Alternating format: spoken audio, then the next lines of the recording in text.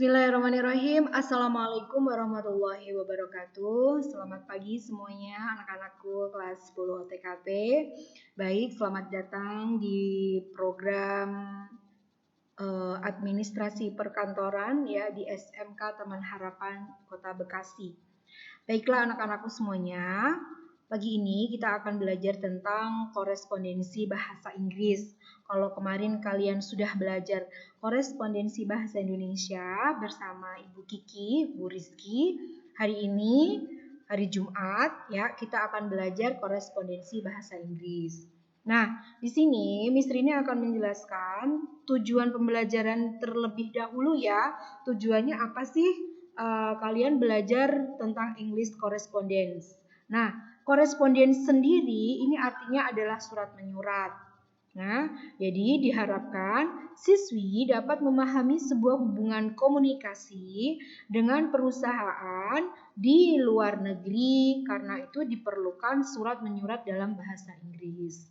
Ya, nggak apa-apa, namanya juga belajar. Jadi kita perkenalan dulu tentang correspondence. Oke. Nah, di sini ada perbedaan antara korespondensi dan koresponden. Korespondensi adalah istilah umum yang merujuk kepada aktivitas penyampaian maksud melalui surat dari satu pihak kepada pihak yang lain. Ya. Terus kegiatan saling berkirim surat oleh organisasi disebut surat menyurat atau korespondensi. Kalau di program jurusan administrasi perkantoran, tentunya kalian nanti akan belajar tentang surat menyurat ya. Bagaimana cara membuat surat yang betul, bagaimana cara berkomunikasi yang betul. Nah, ini ada di jurusan OTKP.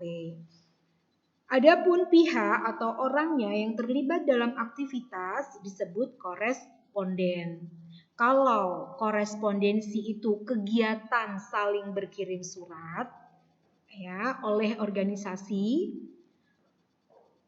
namanya korespondensi. Kalau orangnya, pihaknya yang terlibat adalah koresponden. Oke. Nah, sini ada tujuan. Tujuan dalam surat menyurat. Yang pertama untuk menyampaikan pesan atau informasi. Yang kedua membuat si penerima paham dan mengerti terhadap isi surat sehingga komunikasi dapat berkelanjutan. Yang ketiga, sebagai wakil atau duta si penulis dan pengirim surat. Yang keempat, alat pengikat jika suatu saat isi surat diperlukan kembali dapat diambil kembali dari surat yang disimpan. Yang kelima adalah pedoman dan dasar bertindak. Itu bisa meliputi surat keputusan, surat perintah, surat tugas, dan lain-lain. Dan yang terakhir adalah tujuan dari korespondensi ini bisa menjadi dokumen historis. Ya. Oke. Nah, karakteristik dalam surat menyurat apa aja sih, Miss? 1. Apabila kalian membuat surat harus jelas kepada siapa surat itu ditujukan, dari siapa surat itu berasal, isi yang dimaksudkan apa, kata-kata dan kalimat tulisannya itu atau ketikannya ya yang dimaksud. Terus singkat, lengkap, bernada sopan, benar, maksudnya benar dan baik dalam pemilihan bahasa serta berisi informasi yang betul. Yang selanjutnya adalah karakteristiknya bersih, menggunakan kertas yang baik ya, jangan yang lecek-lecek kertas dipakai ngetik, jangan. Yang terakhir adalah hati-hati, dikerjakan secara hati-hati supaya bersih, rapi dan tidak salah. Nah, ini ya. Terus 3 jenis surat. Nanti dalam korespondens baik bahasa Inggris ataupun bahasa Indonesia, kalian akan mengenal beberapa jenis-jenis surat ya. Surat perorangan atau surat pribadi. Yang pertama adalah surat yang ditujukan kepada seseorang bersifat kekeluargaan. Contohnya kalian mengirim surat untuk teman, sahabat, atau kepada keluarga untuk menanyakan kabar, untuk memberitahu kegiatan kalian. Nah, ini adalah surat pribadi. Yang kedua adalah surat dinas pemerintah. Nah, surat dinas pemerintah ini merupakan surat resmi yang digunakan instansi pemerintah untuk kepentingan administrasi pemerintah. Yang ketiga adalah surat niaga. Surat niaga itu apa sih, Miss?